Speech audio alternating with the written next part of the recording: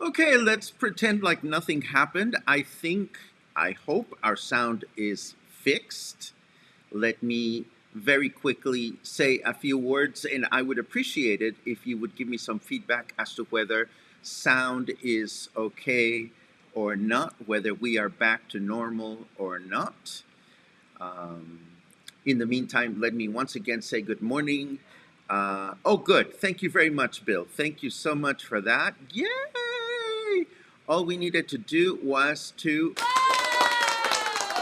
restart the computer and pick our nose, and it's like nothing ever happened. Who knew? Restarted the computer, and now we are here. So, welcome. Welcome to Coffee and Headlines. Good morning to everyone again. We will pretend that that other broadcast didn't happen. I was not anticipating that it would be weird, but here we are. This is a good thing. So, great confirmations. Thank you very much for coming back after our false start. Again, today is February 24. Today is Flag Day in Mexico. We're going to talk about Flag Day in Mexico and what it means, where it came from, and we're going to talk a little bit about our flag. We're going to talk about some Zumba classes that seem to be making some people rather unhappy, and we can't understand why. And third, the highlight of today, sorry, itchy eye. There you go.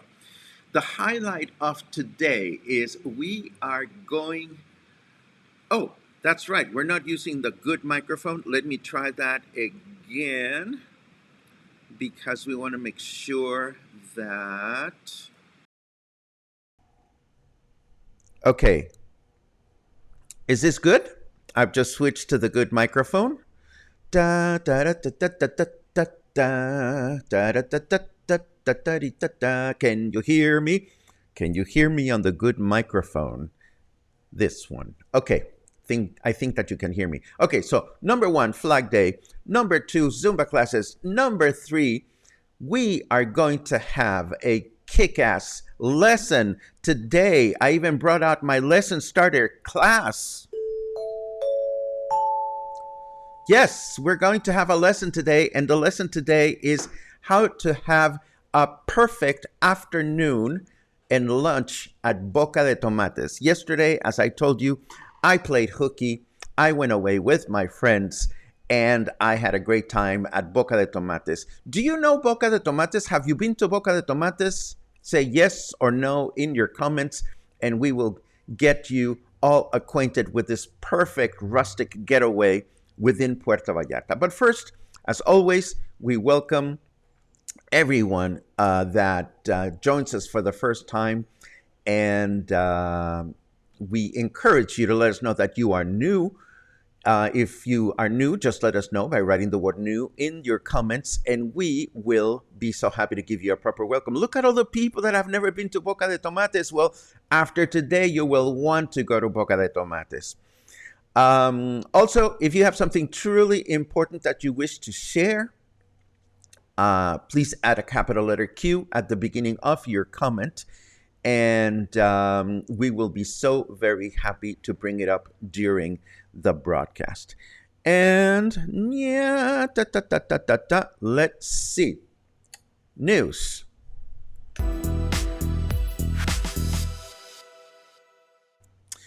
Well, not so much news as much as we are going to talk about Flag Day. Today, Mexico celebrates Flag Day. It was on February 24th, 1821, that all the factions fighting in the War of Independence from Spain joined together to form a single army known as the Army of the Three Guarantees. What were the guarantees? They were meant to defend religion, independence, and unity. So this was done in response to the Plan de Iguala, which was a revolutionary proclamation and call that in effect declared Mexico officially as an independent country. The plan was signed by Vicente Guerrero, one of the leading revolutionary generals, and Agustín de Iturbide, a Mexican army general and politician. General Vicente Guerrero was the first military official who swore allegiance to the national flag, and since that historic day, we celebrate National Flag Day on every February 24th. Our flag, as you know, features three colors. Please pay no attention to the white borders on the side. Our flag features colors green, white, and red in three vertical panes or panels with a 4:7 proportion, as opposed to the Italian flag, which uses other shades of red and green and uses a 2:3 proportion, more squarish in shape. Our flag also features our national coat of arms in the center stripe, which pays tribute to the Mexica and their quest for a place to settle that eventually led them to Tenochtitlan, which is now where Mexico City is located. We have spoken about the meaning of the eagle devouring a snake standing on top of a cactus more than once here at Coffee and Headlines. If you don't know why the eagle was standing on top of a cactus eating a snake, just write the word eagle on your show notes and I'll spend a few seconds just to remind you of what that means. But today is Mexican flag, not much to do about it other than to know that we are celebrating an important day today. Moving along, we tell you about this class. Every morning at 8 a.m., a lively Zumba fitness class gathers at Plaza. Oh, there's an eagle. Okay, we will talk about the eagle very briefly in a second. Every morning at 8 a.m., a Zumba class gathers at Plaza Lázaro Cárdenas in Colonia Emiliano Zapata, bringing together some 60 folks of both Mexican nationals and English-speaking locals to exercise. The class has been offered by Fabiola Lopez for the past 11 years, and apparently her music is too loud. This is according to the owners of Hotel Eloisa across the street, and also according to the Emiliano Zapata Neighborhood Association, both of which have been in dialogue with the reglamentos to stop the class from taking place. Now, I don't take the Zumba class, but just from looking at the photographs, I cannot imagine a more wonderful social, recreational activity to take place at a park. And I cannot for the life of me imagine that this woman, Fabiola Lopez, plays her music so darn loud that it would upset people. There are laws in place that explain that you can use certain amount of decibels whenever you are playing music outside. And I certainly hope that somebody will gift the Zumba teacher a sound meter or a decibel meter so that she can defend herself, because as long as she is under the legal limit, she should be able to do this unless there are other reasons why the hotel doesn't want them to do it. So I wanted to let you know about that. I think it is so unfortunate that sometimes we become intolerant of things that are really good and not harmful. But I am starting to digress, and I don't want to do that. I saw a few eagles, so very quickly, let me go back and put this on the screen. Okay, so our national coat of arms, eagle standing on top of a cactus and eating a serpent. Why did this happen that way? Well, it turns out that the Mexicas, which is the predecessor group of people that came to be known as the Aztec, the Mexica, were wandering all over the country thinking, well, where should we settle? And they asked their gods for guidance. And the gods said to the Mexica, just roam around the country, and whenever you come across a place where you find an eagle standing on top of a cactus, eating a serpent, that is the place where you are to settle, and that is a place that you will call home. So the Mexica started, going through the country, and eventually they came to this place where they saw this happening, an eagle standing on top of a cactus eating a serpent, a snake. The only problem is that this eagle was standing in a little mini island in the middle of a lake, the Lake Texcoco. So the Mexica said, how the fuck are we going to build?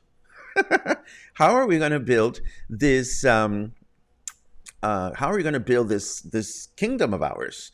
So that is the challenge for the Mexica was, how do we build a city that can float? So that's when they started building chinampas. Chinampas are floating gardens that were built around this little mount in the middle of the lake, and they built a series of canals that you could travel through to connect all these little floating gardens. And floating gardens led way eventually, for example, to the canals in Xochimilco.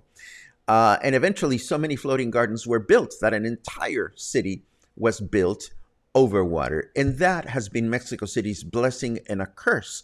The fact that Mexico City is built on top of water means that whenever there's an earthquake, earthquakes are not as strong as they could be because there's a certain amount of cushion going on down there.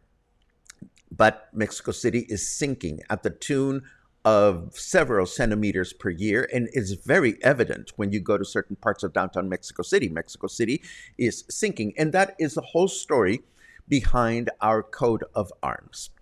And now let us turn over to the weather, and then we will talk about our lesson of the day, a perfect afternoon at Boca de Tomates.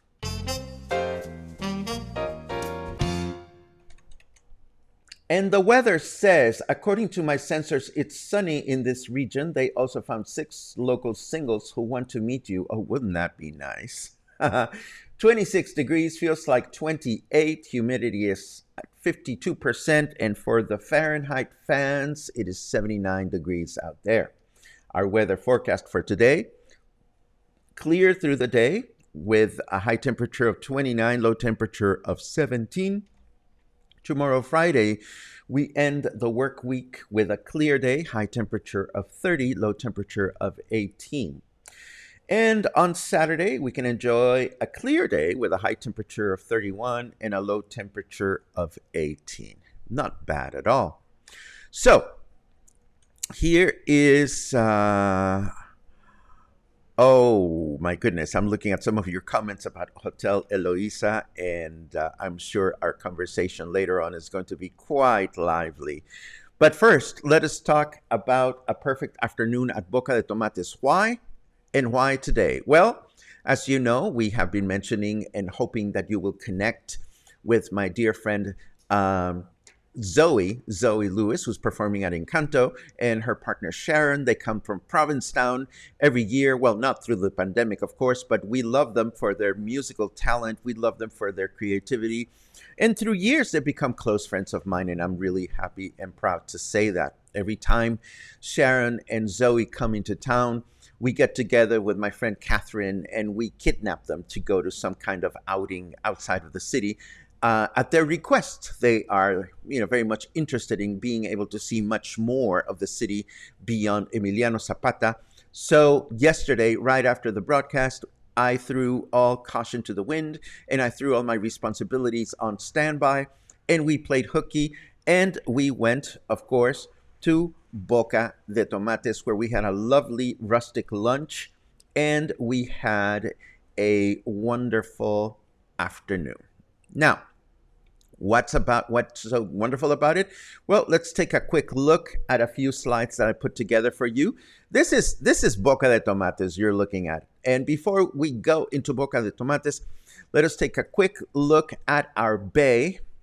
As you know, we have great restaurants in the city. Yours truly is always looking for a great place to enjoy a rustic getaway. And in my book, there are 3 rustic getaways that are within comfortable reach of the city. The first one, and we mention it frequently, is heading towards El Jorullo, and where you can find Moro Paraíso, a fairly rustic restaurant.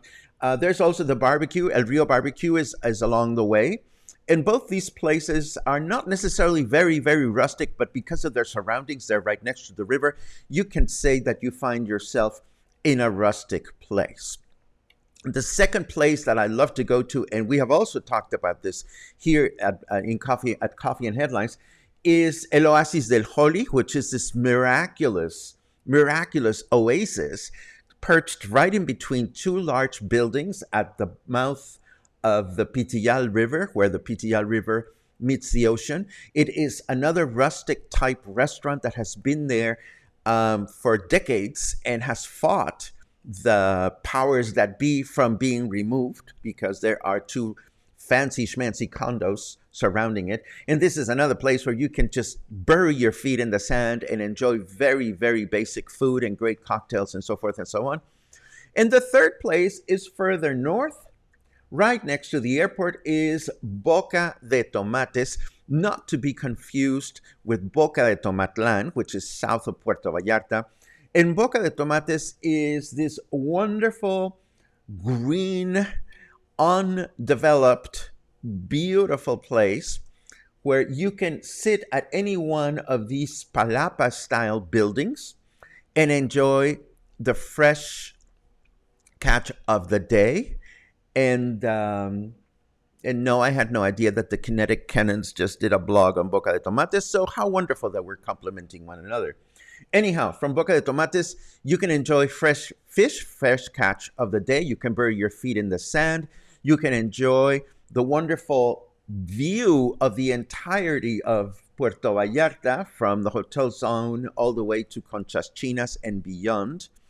You can also enjoy the proximity, or be mindful of the proximity that Vidanta has to this place. And you can, along with me, be concerned about whatever plans Vidanta may have to continue expanding south into this undeveloped territory.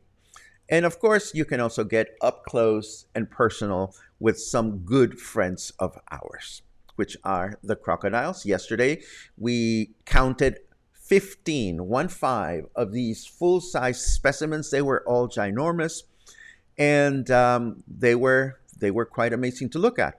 So how do you get there? Well, we start on the car. We are going along the main entrance to Puerto Vallarta. We are about to pass the welcome letters to Puerto Vallarta.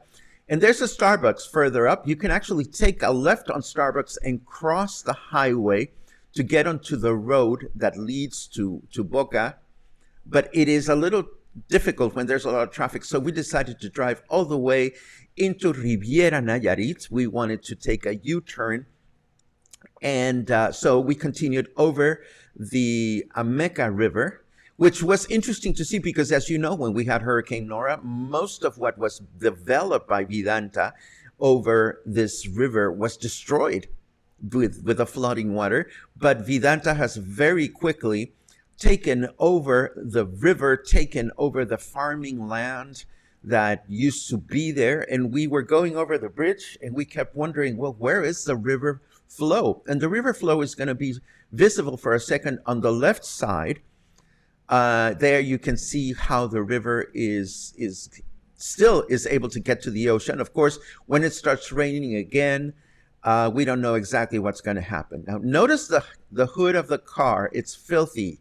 And you're wondering, why is my friend driving a filthy car? Well, because we're going to go on dirt roads, and the car is going to get even filthier. So one of the first things you want to know about going to Boca de Tomates is don't worry about washing your car before you get there, because it's going to get filthy. And look at that funicular. The funicular that Vidanta built is already up and running, schlepping people from one end of their kingdom to the other. And it was quite interesting to see. So we get to the other side of the river, and we very quickly take the first U-turn, which is going to be right behind that pipe truck. We're going to do a U-turn and come back on the road. And I have a map to show you in a second so that you can see exactly what we're doing and how it looks like from the map. So here we go. We are now on the other side of Starbucks, which is on the left side, but we are going to take a right between these two buildings that have a lot of home decor shops. We take a right in between the two. Again, you could have taken that as a left turn from the other side of the highway, but sometimes it's a little dangerous. I don't recommend it. So we take a right here, and the first landmark that we will see is right in front of us is Colegio Campo Verde, one of the nicest private high schools. I think they have elementary school as well here in Puerto Vallarta. It's right there. And as we go through the beginning of this road, let us take a quick look at the map. So we have done that U-turn, and now we are going to take this road which goes parallel to the airport, and we are going to pass a crocodile viewing area, and then we are going to get to Boca de Tomates. And as I mentioned, the road is really dusty. There were some watermelon fields on the right-hand side. You can see, some watermelons sitting right there on the road, a ton of them. I don't know if they went bad or what. And here, there's a lot of construction going on. Unfortunately, clearly, Vidanta has moved in and is doing a lot of work in this general area. Here we are approaching the crocodile viewing area, which we will stop at on the way back from our exploration. But a lot of people stop here to take a look at the crocodiles. There's a small restaurant which you can enjoy. But of course, if you've come this long, you've come this far, you might as well make it all the way down to the beach, which is right after this final stretch of the road. And here we are approaching the parking area of Boca de Tomates. It is a weekday. It was around 12:30, so there were not a lot of cars. So here's another tip. You want to get to Boca de Tomates early in the day. You want to have a lot of options for parking. And then, of course, all the people that run the different huts are going to try to lure you to their own specific place, but they all pretty much serve the same. We always go to the same one, and I don't remember the name of it, but it's the one that is right in front of us. And here we are. We're approaching the place where we're going to spend the day. And of course, our first stop is the kitchen, because we need to pick our lunch. Here you can order from the menu, but usually what you do is you pick a fresh fish to be cooked for you depending on the size of your party. That's how you determine how large the fish is going to be. We saw some oysters sitting in water right over there, but we wanted to go to the kitchen. We were all very, very hungry. So we walked into the kitchen where we're greeted by the cook and all the staff, and we are shown some of the catch of the day. The catch of the day is weighted so that you can figure out how much it's going to cost to eat. The food is priced here by the weight of the fish. So again, depending on how many of you are in the party, you get to pick your own fish. And of course, the kitchen is this totally wonderful rustic thing. But people have been preparing food in a very primitive, basic style for the longest time. And, eventually we picked a fish that was not too large, not too small. And of course, Zoe, being Zoe, she had to do the selfie thing, and we love her for that. And then, of course, the person that was showing us the fish figured, okay, let us really do a selfie performance here. Let us go get some more fish and take some more festive photographs. And we were all laughing quite a bit. Oh, yep, there goes a fish.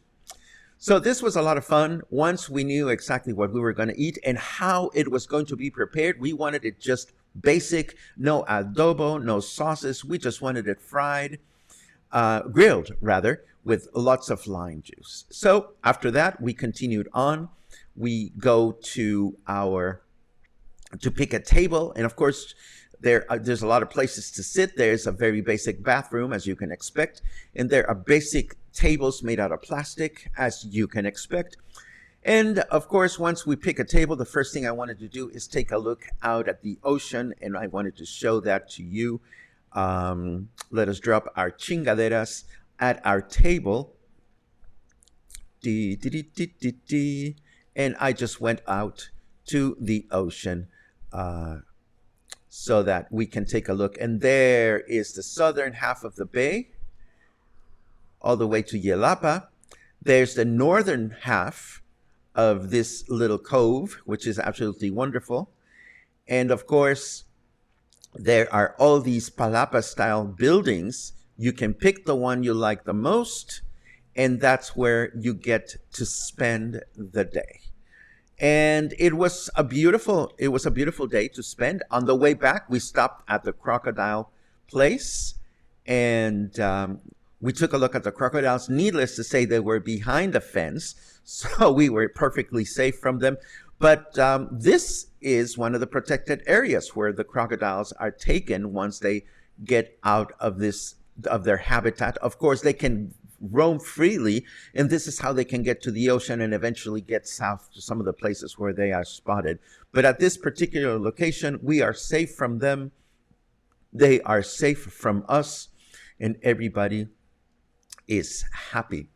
And this is what we did on the way back. Of course, we drove down Francisco Medina Asensio, and we took a look at the ginormous cruise ships that were docked at our terminal. The second one, the one that we're about to pass, is the largest one I've ever seen. And this was our perfect afternoon. When it comes to what you eat, well, again, you have the fish, you have the catch of the day. It can be prepared in different styles. We also ordered some guacamole and chips. We ordered some fries. We had wonderful, I had a wonderful rum and coke, actually. I had two of them for 60 pesos. All the drinks were 60 pesos. So you could have either a 60 peso michelada, which I thought, ouch, that's expensive. And, or I could have had a rum and coke for 60 pesos, which is the same price. And I figured I'll have a rum and coke. And it was just a perfect outing and a perfect getaway.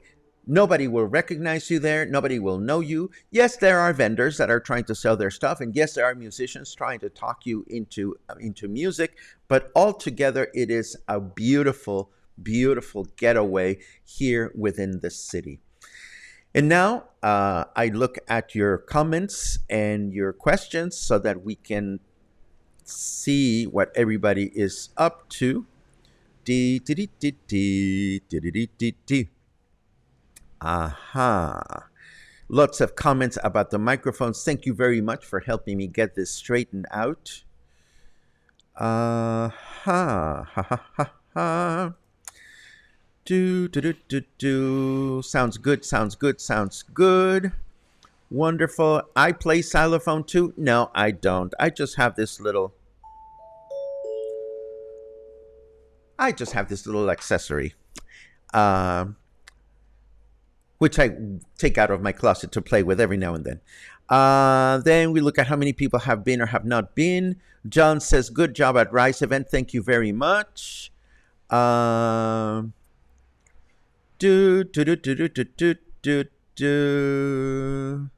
Heather Wilson, Heather, hello, says Boca feels like a world away. Absolutely, it is. Um, I work with a gal whose family comes from Puebla. She uses the phrase se cuida and not cuídese. Is this a Poblano thing? Not necessarily. It's just a variation on the same phrase. You can say se cuida, or you can say te cuidas, or you can say cuídese or cuídate, and they both mean pretty much the same. Let's see. I stayed at Hotel Eloisa a few weeks ago next to the park on the first floor, and I personally enjoyed watching them. Zumba didn't bother me.